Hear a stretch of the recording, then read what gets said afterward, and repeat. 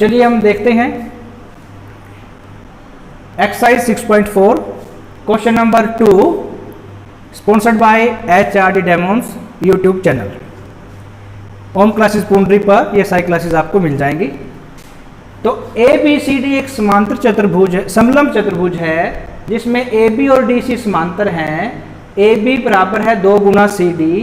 AB का जो 2 गुना है वो CD के बराबर है, अर्थात AB है वो बड़ी है और CD जो है वो छोटी है। AB CD का 2 गुना है। तो हमें इन दोनों का भी क्षेत्रफल निकालना है। क्षेत्रफल निकालने के हमारे पास अभी तक एक ही बात है कि दो त्रिभुज अगर समरूप हैं, अभी देखिए यहाँ 2 त्रिभुज ले लेते हैं हम, त्रिभुज AOB और त्रिभुज DOC। अगर इन 2 त्रिभुजों में देखें, हमने आज तक किया है कि 2 त्रिभुज ABC और त्रिभुज PQR यदि समरूप हैं, ये त्रिभुज समरूप हैं तो उनके क्षेत्रफलों का अनुपात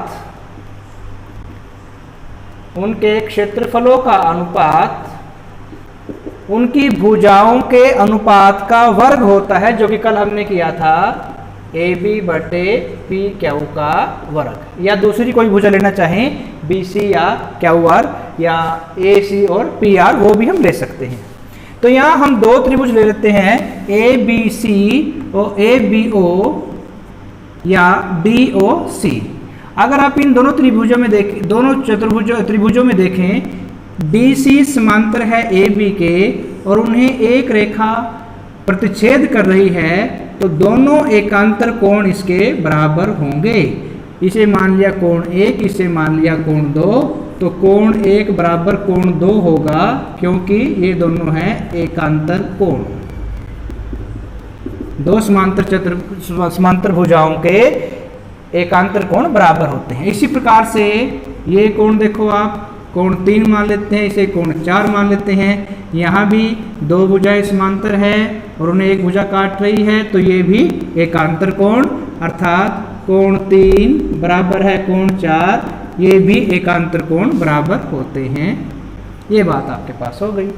अब किसी त्रिभुज की 2 भुजाएं अगर बराबर हो, 2 कोण अगर बराबर होते हैं, तो वो दोनों त्रिभुजाएं समरूप होती हैं। इसलिए त्रिभुज AOB समरूप होगी त्रिभुज DOC के। कारण क्या बना? एंगल समरूपता, या इसे कहेंगे हम कोण समरूपता। जब 2 त्रिभुज समरूप होती हैं तो उनकी भुजाओं के अनुपात का वर्ग उनके क्षेत्रफल के अनुपात के बराबर होता है। तो यहाँ से हम निकाल सकते हैं क्षेत्रफल त्रिभुज AOB बटे क्षेत्रफल त्रिभुज ये आपके COD। इन दोनों क्षेत्रफल क्या होगा? इनकी भुजाओं के। अब देखिए A और B इसमें भुजा है, इसमें C और D है, जिसका कि रिलेशन हमारे पास है, उपयोग करेंगे AB बटे CD का वर्ग, और दोनों ही संगत है। देखिए first part last part, first और लास्ट दोनों फर्स्ट एंड पॉइंट ले लिया, अर्थात AB और CD ले लिया। अब क्योंकि हमारे पास AB बराबर है, इसे समीकरण मान लो आप स्टार दे दो, स्टार समीकरण का उपयोग करके AB बराबर है 2 गुना CD रखते हैं।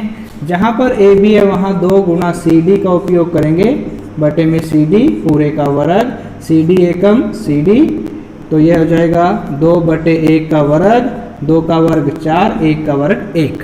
यानी क्षेत्रफल त्रिभुज AOB और क्षेत्रफल त्रिभुज COD का अनुपात आपको 4.1 प्राप्त हुआ है। इस